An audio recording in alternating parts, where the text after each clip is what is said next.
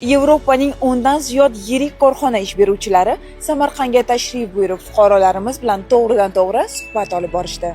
26 oktyabr Work in Bulgaria xalqaro mehnat yarmarkasi doirasida talabalar va mutaxassislar bilan bevosita suhbatlar o'tkazilib, Yevropadagi mavsumiy ish o'rinlari va amaliyot dasturlari taqdim etildi. Tadbirning asosiy maqsadi yoshlarni xorijda qonuniy ishlash, kasbiy tajriba orttirish va xalqaro mehnat bozori bilan yaqindan tanishtirish. Здравствуйте, меня зовут Ольга Димитровна, я приехала из Болгарии, компания Интернабмен.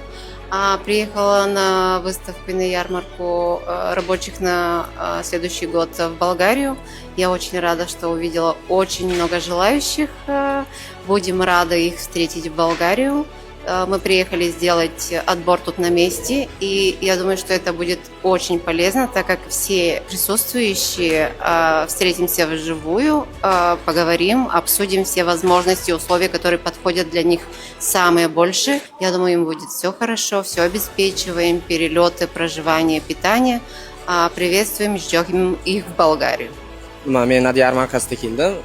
O'sha Bolgariya davlatdan kelgan mehnat nimalari bilan o'zlari bilan shartnoma qildim. Suhbatdan o'tdim. Rus tili darajasida, endi muloqot darajasidan sal nima bor edi. Ular bilan suhbatdan o'tdik. Ular ish berdi. Bu yerda tafsilotlarda aytdim, men falon mana bu nimada ishlaganman. Ularga ma'qul keldik.